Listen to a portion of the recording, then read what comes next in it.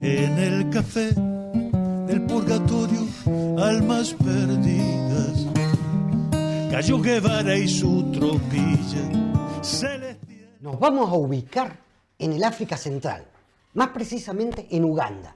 Usted lo está viendo en el mapa. ¿Dónde está África y dónde está Uganda dentro de África?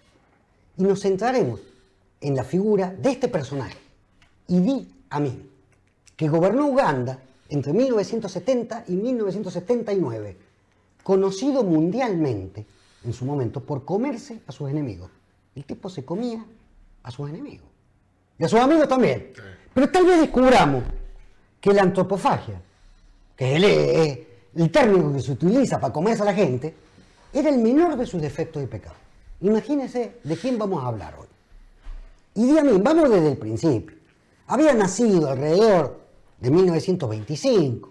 Su padre era granjero y era miembro de la etnia de los Kakua, una pequeña tribu islámica que estamos mostrando ahí en las imágenes. Mientras que su madre, Asa, era la bruja y curandera del pueblo, pero perteneció a otra etnia, los Lukbara. Esto parece un detalle menor, pero en Uganda no lo es. En África sí. No es un detalle menor. No. Entonces, poco después del nacimiento de Idi, sus padres se separaron. Y él, con su madre y algunos hermanos, se mudaron cerca del lago Victoria, uno de los lagos más bonitos del mundo, en ese momento y en este, ¿no? Y ahí fue criado en una región agrícola. Amin se dedicaba principalmente a cuidar cabras, ¿no? Iba a trabajar en los campos y fue un poquito a la escuela, hasta cuarto grado, nada más. Y ahí volvió a trabajar. Era prácticamente analfabeto. En ese ambiente, en realidad ambiente se dice, lleno de carencia, de pobreza, el joven Idi Amin quería superar esta situación y el objetivo de él era entrar al ejército. Algo así como el único empleo público asegurado que había en ese momento. Muy bien, 1946, un año después de la Segunda Guerra Mundial, y a la edad de 21 años, se une al regimiento africano del ejército colonial británico, conocido como los Rifles Africanos del Rey, donde inicialmente sirvió como asistente cocinero. Entró a la cocina del ejército. Era un hombre muy alto, robusto, 1,93 metros de altura tenía el tipo, más de 100 kilos de peso. Era un tipo grande. Contundente. Y era experto en el uso de la fuerza. O sea, tenía aguante. Tenía aguante. Y gracias a su determinación empezó a ser ascendido en las fuerzas militares. Estamos hablando de las colonias británicas, en ese momento, en África, ¿no? El ser pesado en ese tiempo y en esos ejércitos era un mérito como para ascender. No había que ser inteligente, ¿no? En sus años como recluta, ya impresionó a sus superiores por su condición física y se empezó a destacar como buen nadador, jugador de rugby y boxeador. Incluso como boxeador particularmente, ganó el campeonato de boxeo de peso pesado, tanto de Uganda, no solamente Uganda, pero era regional, y obtuvo ese título de campeón durante 9 años consecutivos. Era un tipo, vamos, a la edad de 24 años, Idi Amin es ascendido a cabo y participa de algunas expediciones militares. Y fue reconocido por su participación por los altos mandos militares por ser un soldado habilidoso y particularmente entusiasta cuando tenía que dar manos, ¿no? Cuando tenía que poner bollo. Sí. Y se hizo muy popular entre las tropas por su frialdad para la violencia, este tipo, ¿no? Sus superiores empezaron a buscarlo, los británicos, sí, empezaron a buscarlo para que formara parte de los interrogatorios a tanto a los enemigos, ya que el tipo demostraba una brutalidad exagerada para el tema. En 1953 luchó del lado de los británicos durante la represión de un grupo rebelde, los Mau Mau, en Kenia. Lo mandaron de Uganda a Kenia como soldado. Y según los informes de aquella confrontación, Amin se destacó por ser nuevamente un soldado riguroso, disciplinado. Ya iba ascendiendo. Entonces lo ascendieron. En 1959 lo ascienden a sargento mayor. Este era el puesto más alto que un soldado negro podía tener en el dominio colonial que los ingleses tenían en ese momento en África, y lo premian a Idi Amin. Lo mandan a un entrenamiento militar en la Academia Militar de Stirling, Escocia. lugar donde el joven Amin quedó enamorado de Escocia. Lo mandan en principio a este lugar que era la escuela de suboficiales, en principio. Para 1961, Idi Amin se convertía en uno de los 2 primeros ugandeses en ser ascendido a teniente. Estaba ascendiendo rápido, el muchacho. 1962, ya estaba, él tenía al mando las tropas, los rifles del rey, donde había entrado como cocinero, y lleva a cabo la masacre de Turkana. Una masacre tenía como objetivo, los tipos, en una expedición militar, controlar el robo de ganado entre las tribus de Kenia. Y estos se comieron todo un pueblo. Lo destruyeron, ¿no? La violencia perpetrada fue de tal nivel de que las quejas al alto mando llegaron a la capital de Kenia y quedó en evidencia que las víctimas de la masacre habían recibido muy malos tratos, habían sido algunos golpeados hasta la muerte y hasta enterrados vivos, ¿no? Y durante esta durante esta masacre, sí, en realidad, es por primera vez que se lo ve a Idi Amin comer el brazo de un enemigo asesinado. Lo que generó una gran repulsa entre los británicos que estaban ahí, pero también le generó definitivamente un gran respeto entre las tropas africanas, particularmente los ugandeses. Lo respetaban por muy peligroso. El mando británico estaba decidido a castigar al teniente Idi Amin por haberse comido gente, pero además por haber matado a todo un pueblo, pero sucedió algo. Uganda obtiene la independencia el 9 de octubre de 1962. Y el tipo ya no era un soldado británico. Así que... no le podían hacer nada. Ya no podía hacer nada. Pero vamos a mostrar, estas eran las colonias británicas en África en el siglo XX, hasta esta época, hasta mediados del 60. Todos estos países que usted está viendo eran las colonias británicas. Una era Uganda. Se separa en 1962. Bien, Idi Amin queda como oficial del ejército. Tras la independencia, un político ugandés, Milton Obote. Tengamos en cuenta este nombre porque va a estar hasta el final de la conversación este tipo, ¿eh? Se convertiría en el primer ministro de la nación y el antiguo rey, porque los ugandeses tenían un rey, sí, el de la etnia más importante en realidad, se llamaba Mutebi Mutasa II, se convertía en el príncipe, el presidente del gobierno y el otro primer ministro. Una cosa muy nueva para los africanos, ¿verdad? Ese mismo año, ya que estábamos, Idi Amin es ascendido a capitán, ¿no? Y en 1963, al toque, lo ascienden a mayor. Además, lo seleccionan para participar en el curso de comandos en la Escuela de Infantería de Woolwich, ya en Gran Bretaña. Ya estábamos en la Escuela de Oficiales Superiores, claro, en Gran Bretaña. A pesar de su falta de instrucción académica, era un tipo prácticamente analfabeto. Tenía 4º grado, vamos. A pesar de eso, demostró ser uno de los comandantes más capaces del contingente de africanos que había ido a la escuela militar en Inglaterra.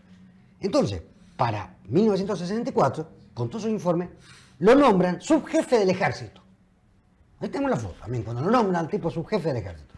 Y ya que estábamos de la Fuerza Aérea, una Fuerza Aérea que apenas tenía un avión en ese momento, y con el rango de coronel, y su influencia en Uganda ya era grande, y ahí hace una alianza con este primer ministro de Obote y se convierte en su hombre de confianza, del primer ministro. 2 años más tarde, 1966, Obote, el primer ministro, y Amin, el subjefe del ejército, fueron denunciados porque parece que estaban implicados en un contrabando de oro y de marfil que traían desde el Congo. Entonces el rey Mutasa lo descubre y ante un llamado de investigación del presidente de Uganda, que era el rey Mutesa II, califica de ilegal lo que estaba haciendo el primer ministro, el Obote con Amin, sí, sí, que era cierto, y lo manda a llamar para que dé unas explicaciones. Y Obote, ¿qué hace? En lugar de explicar, da un golpe de Estado, primer golpe de Estado. Suspende la Constitución, toma el poder total en Uganda y nombra Idi Amin ya no su jefe, sino jefe total de las Fuerzas Armadas, ascendiéndolo a general de división. Ya era el jefe absoluto de las Fuerzas Armadas. Pero, va pasando el tiempo, 1969, y el gobierno de Obote, el dictatorial, que había hecho el golpe de Estado, era sumamente impopular. La situación económica era muy paupérrima, era muy mala. Y comenzaban las protestas, Vio cómo era gente de los pueblos cuando la pasan mal, ¿no? Las movilizaciones de la población. Y el presidente Obote se apoyaba sobre todo en la represión del ejército que lideraba Idi Amin. Pero entre ellos ya se empezaban a llevar mal. Y sí. Entre el Obote y el Amin. El que se comía gente y el que había hecho el golpe de Estado, ¿no? Así que, a fines de 1970, esto pasaba en el 69, un año después, pero ya a fines, el presidente ugandés, el Obote, intentó limitar la base de poder que tenía Amin, que eran todas las Fuerzas Armadas, entonces lo degrada de rango en el ejército y lo denuncia ante la justicia, al Palacio de Tribunales, por 2,5 millones de libras esterlinas que se habían perdido, se habían sido gastadas por el ejército y no habían sido rendidas, ¿no es cierto?, por malversación de fondos. Incluso estaba citado a tribunales. Nosotros en el fondo tenemos como es lo que es la Corte Suprema de Uganda en ese momento, para el mes de febrero de 1971. ¿No? Muy bien. Enero de 1971, Idi Amin aprovecha un viaje al exterior que hace el Obote, se va a Singapur a una reunión de la Commonwealth, un organismo internacional. Entonces, unos días antes de ser citado a tribunales, 25 de enero del 71, hace un golpe de Estado y se nombra a sí mismo presidente de Uganda, sin la menor resistencia dentro de Uganda. Obote se quedó en Singapur. Se enteró que se quedó sin el cargo de presidente en Singapur, al otro lado del mundo, ¿no? El tipo manejaba el ejército. Claro. Tiene las armas que más quiere. Pero usted sabe que inicialmente el golpe de Estado fue aplaudido por la opinión pública dentro y fuera de sus fronteras. Incluso hubo una manifestación popular muy grande, que tenemos en imágenes, a favor del golpe de Estado, por parte del pueblo que veía con buenos ojos al que se hubiese derrocado al régimen de Obote, que era visto como tiránico, y este tipo aparecía como un salvador, el Idi Amin. Renovación. La prensa internacional, cuando no, el New York Times, saludó la noticia de este golpe, y las potencias occidentales, tenemos la foto de la prensa internacional, nunca nos ahorramos este dato. Cuando las prensas internacionales, ¿cómo se comportan? Saludaron al presidente, y las potencias occidentales principales, Estados Unidos, Inglaterra, Francia y particularmente Israel, fueron los primeros en reconocer el gobierno de Idi Amin. Un gran problema que tienen los golpistas en el mundo es ser reconocidos por el resto del mundo. Inmediatamente las potencias occidentales los reconocieron. Asume Idi Amin, apenas asume, crea la Unidad de Seguridad Pública, que era un escuadrón de la muerte, ¿no?, que se dedicó en principio a la persecución y el asesinato de los seguidores de Obote, cualquier tipo que estuviese en contra de Amin. Pero no solo fue a la represión contra disidentes políticos, sino que empezó a fusilar a prominentes miembros de la sociedad ugandesa y los fusilaba en público. Ahí tenemos un antiguo primer ministro, fusilado. El jefe de tribunales de Uganda, aquel que lo había citado, ¿se acuerda?, por malversación de fondos, fusilado. El arzobispo anglicano de Uganda, tenemos todos en fotos, ¿no? El antiguo director de la Casa de la Moneda, el Banco Central de Uganda, y el vicerrector de la única universidad que había en el país, también. Y a todos los fusilaba en público. Hasta los dos miembros de su primer gabinete los fusiló, también. Y anunciaba estas ejecuciones por la cadena nacional de Radio Uganda. Salía el tipo. El hotel más importante de la capital de Uganda, que es Kampala, Mansión del Nilo se llama, fue el centro de los interrogatorios y los tratos crueles del régimen de Amin. Algo así como el Estadio Nacional de Pinochet o la ESMA Argentina, pero este era un hotel en pleno centro. No es que estaban disimulando nada. Era una base de operaciones. Claro, la euforia con que fue recibido en un primer momento por el pueblo se transformó en miedo e incertidumbre en poco tiempo. Al finalizar su primer año de gobierno, las fuerzas de seguridad de Idi Amin, estos escuadrones de muerte, habían acabado aproximadamente con 10.000 ugandeses, de 1971 al 72. Y durante los siguientes años, decenas de miles también se convirtieron en víctimas de su gobierno o buscaron refugio en países vecinos, escapaban. Los cadáveres eran tantos, pero tantos, que tuvieron que ser arrojados al río Nilo, al Nilo Blanco, que es donde está allá, porque no había suficientes tumbas. O sea, imagínense la cantidad de cadáveres que había en el río. En 1972, Idi Amin que había sido ya apoyado por las potencias occidentales, se convierte en revolucionario y entonces declara la guerra económica, expropiando masivamente negocios de asiáticos y europeos, los coloniales, ¿no? Sí, sí. Que habían estado ahí, para repartirlo entre sus seguidores. Ordenó la expulsión de la población de origen asiático. Aquí tenemos la foto, que es una parte muy importante de la élite empresarial. Eran 70.000 personas, 70.000 asiáticos que vivían en Uganda, porque era un lugar de negocios muy importante en ese momento. Esto provocó un gran problema en la economía, porque la industria, la agricultura y el comercio se vino abajo, porque no tenía ni los recursos ni los gerentes adecuados para gestionarla, ¿no? Esto pasa cuando matás a los tipos equivocados. Cuando se mata la gallina de los huevos de oro. Claro, ya que estaba, Amin, ese mismo año, 72, le quitó 5.000 empresas, fábricas, las expropió, eran británicas las compañías que había expropiado. Ahí tenemos una foto, una fábrica casi vacía, en el momento de la expropiación. Después llegaban y dicen, ahora la fábrica es mía. Y ya que estaba, expulsó a los asesores militares, muchos eran israelíes y de Estados Unidos, que lo habían apoyado en su golpe de Estado, y se hizo un ferviente seguidor de la causa palestina. El Estado israelí no lo podía creer, lo que estaba pasando, ¿no? Hubo un gran problema, pero todo unos añitos después. Rompió relaciones, ya que estábamos con todos los países occidentales, y medio que se acercó, sobre todo el mundo árabe, pero también a la Unión Soviética. Estamos en plena Guerra Fría. Se fue a las antípodas. Se fue al otro lado.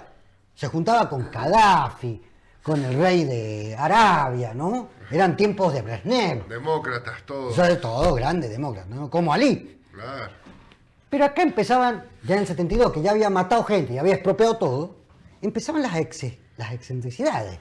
Un tipo que tiene el poder absoluto, ¿no? Como tenía miedo de sus enemigos, se hizo rodear de un cuerpo de 23.000 guardaespaldas. Habían 23.000 guardaespaldas para cuidarlo solamente a Ali. Idi Amin ordenaba la retransmisión por televisión y por radio, particularmente en directo, de la decapitación de sus oponentes, pero principalmente de los fusilamientos, a los que hacía vestir de blanco. Ahí tenemos la foto, para verles mejor derramar la sangre. Así lo decía el tipo, ¿no? Y se sospecha fuertemente, ya que se había comido algunos brazos antes, de que se devoraba las vísceras y otras partes del cuerpo de aquellos tipos que mandaba a fusilar. Para dar verosimilitud a este dato, hay dos hechos clave. Cuando las tropas de Tanzania toman el Palacio Presidencial y lo derrocan, a Idi Amin, se encuentran heladeras con carne humana. Tenemos fotos, que es lo que encuentran los tipos, ¿no? En los sitios que el tipo Idi Amin acostumbraba a frecuentar, y muchos de sus funcionarios dicen, sí, el presidente se comía a la gente. Corroboran En una ocasión, esto es parte ya, no está documentado, pero forma parte de la leyenda popular. Un ministro de Justicia lo contradice públicamente. La leyenda es que el funcionario, después de ser sometido a una fuerte reprimenda, transmitida por radio, en ese momento, y televisada, y lo torturaron, y se convirtió en el plato fuerte de un banquete que se ofreció en el palacio. Se hizo un asadito con el ministro de Justicia. Decía Idi Amin, me gusta la carne humana porque es más blanda y salada, y un banquete de este tipo es lo que más extraño cuando estoy fuera de mi país.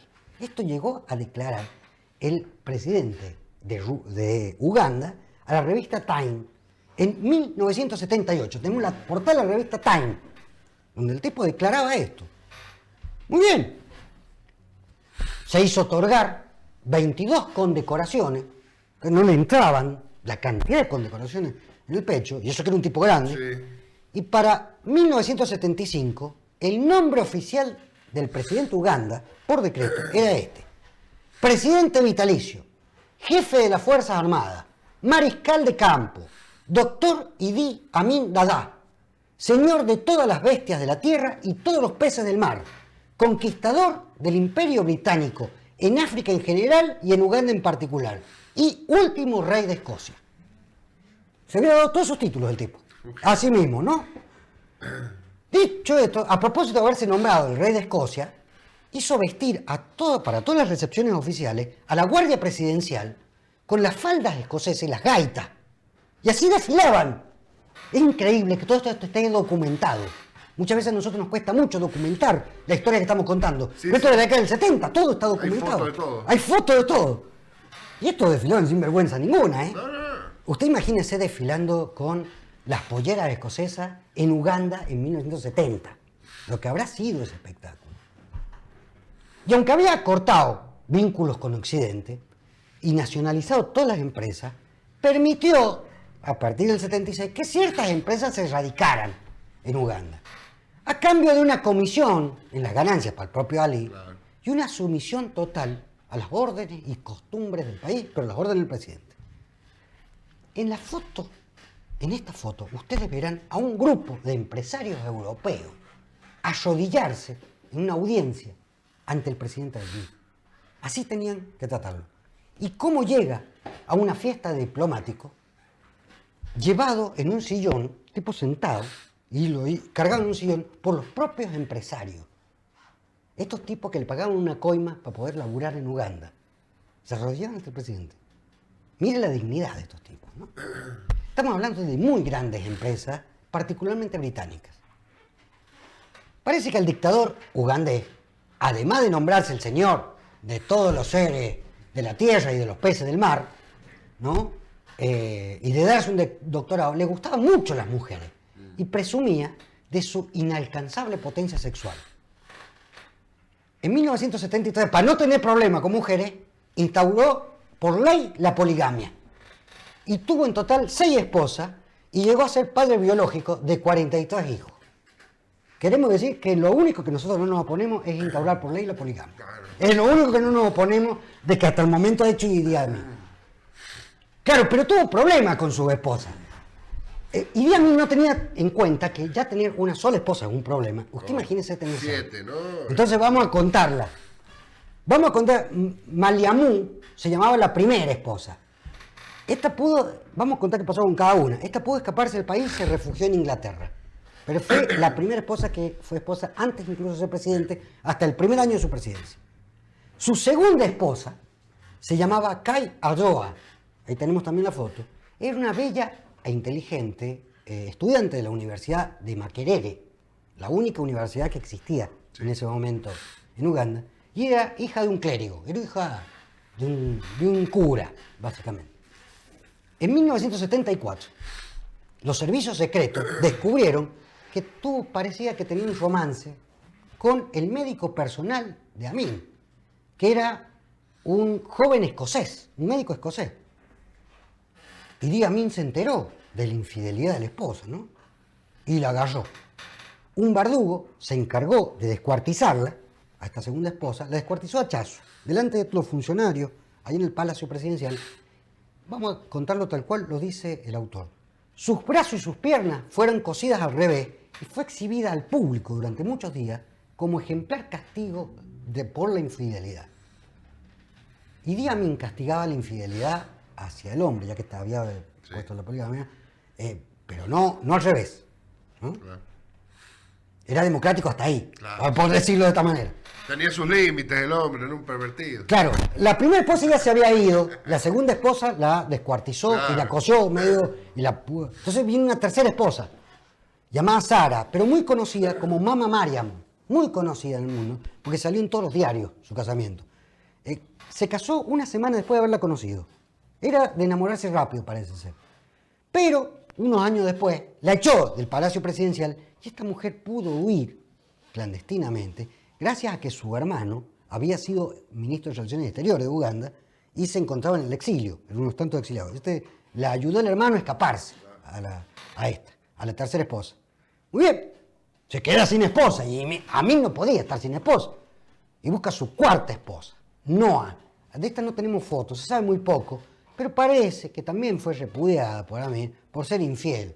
Y se habría salvado de un intento de asesinato porque huyó al Congo, un país que queda al lado. Y viene la quinta esposa. Se llamaba Nalongo Madina. ¿Qué hace Nalongo? Nalongo. Entonces, Nalongo, esta mujer sufrió muchos malos tratos y tuvo una relación muy tormentosa con Idi Amin. Andaban los platazos en medio del Palacio Presidencial. Y luego de que el matrimonio se disolviera, vio que Amin era un muchacho un poco rencoroso y apareció un día en el baúl del auto, ¿no? En la capital de Uganda. Ahí en el baúl llevaba casi una semana muerta, había sido decapitada y estaba desmembrada. Sus manos, sus brazos, sus piernas se amontonaron en una bolsa de plástico. Recuerden porque salía una mano, ¿no? La bolsa. Entonces se queda sin la quinta esposa. ¿Qué hace Amin? Busca la sexta esposa. Ya que estamos. Y esta era una bailarina desnudista. Es perseverante. Es un muchacho que perseveraba. Pero esta vez se buscó una muchacha de cabaret. Pero ella tenía 18 años y estaba de novio. Con un joven ugandés de 20 años estaba de novio. Y con lo cual tenía un hijo. Había dado a luz un año antes de ser a la fuerza la esposa de Amin.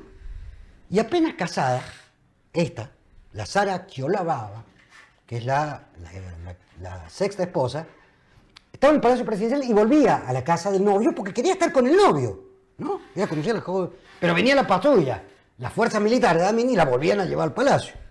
Entonces vinieron los muchachos de Amin, la guardia militar, y le advierten al muchacho de 20 años, al amante, que no volviera a ver a más a Sara y que se olvidara de su hijo, ¿no? Parece que el joven se negó a dejar partir a su enamorada y entonces lo encerraron en una pieza y lo ametrallaron absolutamente sin misericordia. Ahí tenemos la foto también de esto. Ella parece que quedó traumada por el asesinato, como más o menos queda uno cuando le... Sí. Claro, cuando le matan a la novia tiene 18 años uno y 20 años el otro.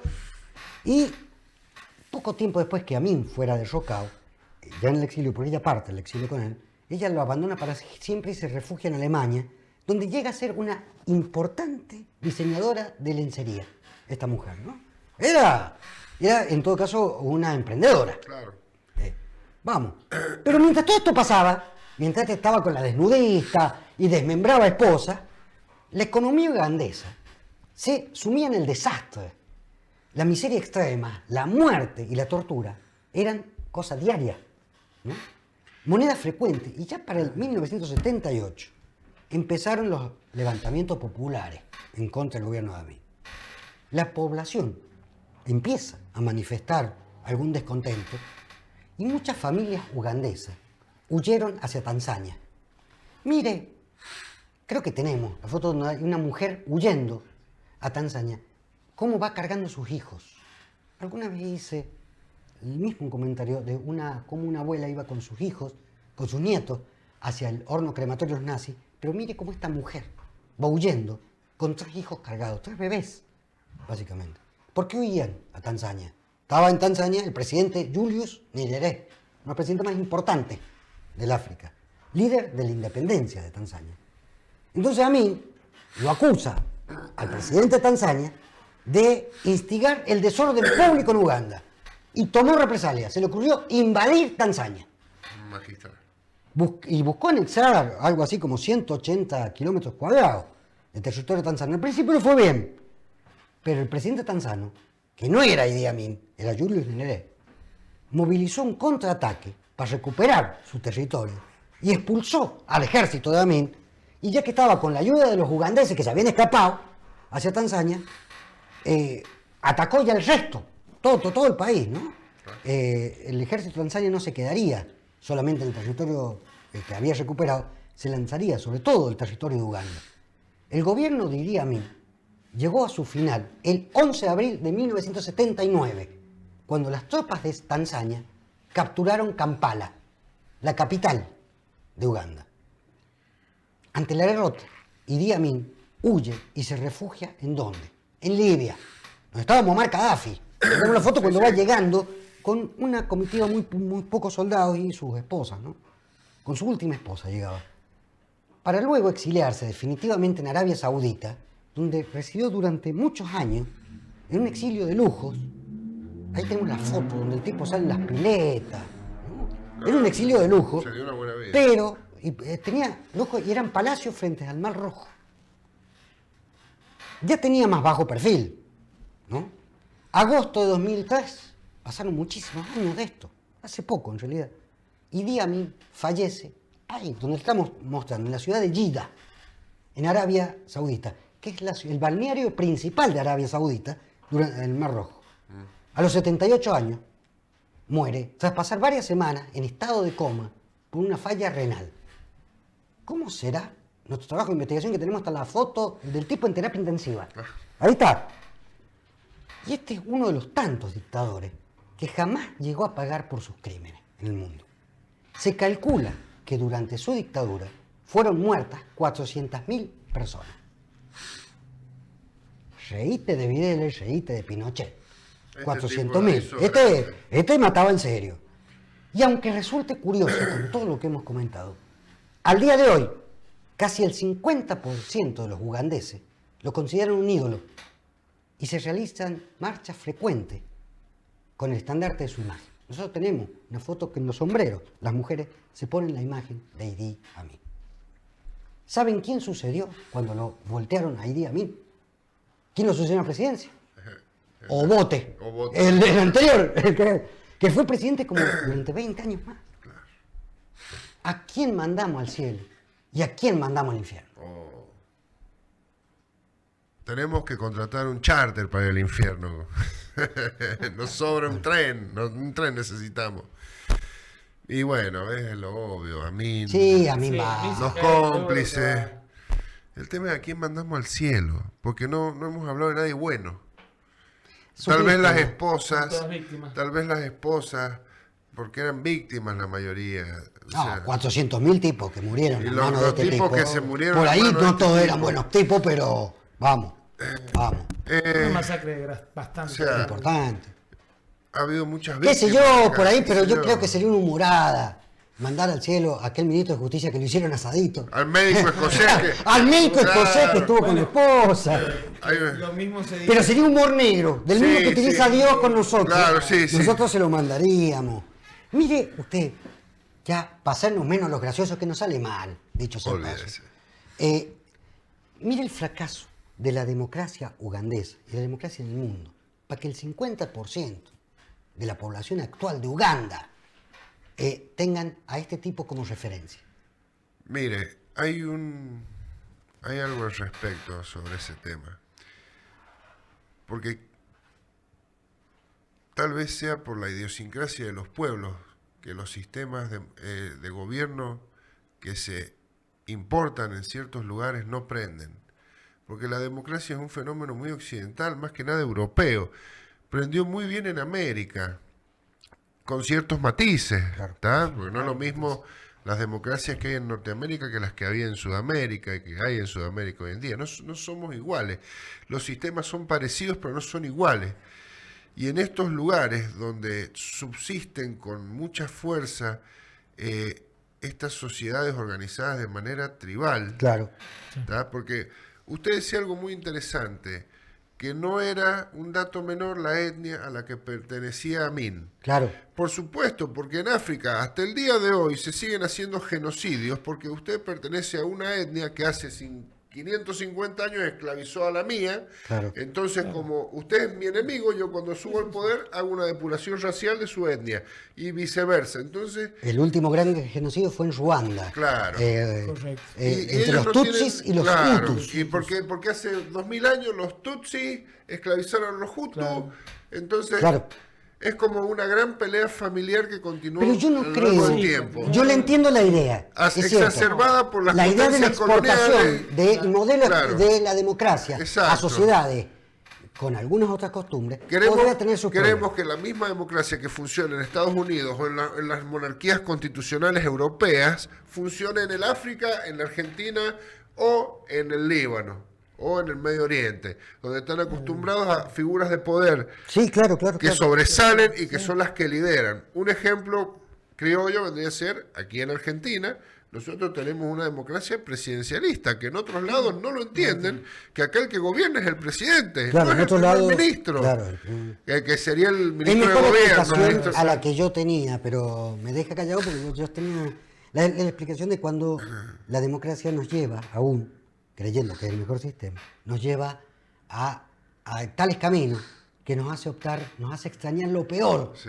con tal de salir de esos caminos. Yo me Pero quedo- es cierto, es posible que en el caso africano Yo sea me más quedo con una probable. frase que leí en el libro de Félix Luna, Soy Roca, hablando Roca sobre lo que era la democracia.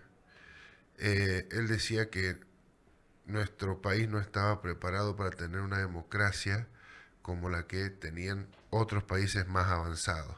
Por eso se daba en nuestro país durante muchas décadas un solo partido de gobierno por ciertas clases. Pero bueno, a veces cuando queremos hacer funcionar algo que no es propio, fracasamos. Es probable que la explicación sea esa. Porque tal vez el pueblo no está preparado para lo que nosotros. Yo de todo modo creo que implantar. aún si fuesen tribus, aún los miembros de la tribu para poder sobrevivir tendrían que elegir un tipo que no se coma a los otros miembros de la tribu, porque si no... Por supuesto. Elijamos a uno normal. Pero la tribu también, en realidad la tribu tiene el dominante, el jefe, el indio mayor, se lo gana en base a la fuerza. Sí, más en esos tiempos, sin duda. Más en esos tiempos. Pero por eso que el tipo comiera a un enemigo, le granjeó prestigio. Exacto. Los ingleses no podían creerlo. No. Dice, ¿cómo se está? No, granjeó prestigio. Entonces, mejor su explicación que la que yo tenía, que era un poco más rebuscada. A mí me ha dejado sin palabras. Sí, también. Entonces, vamos a hacer una cosa. Vamos al cuento de la noche, ya que nos dejó. Ya que nos dejó en el piso.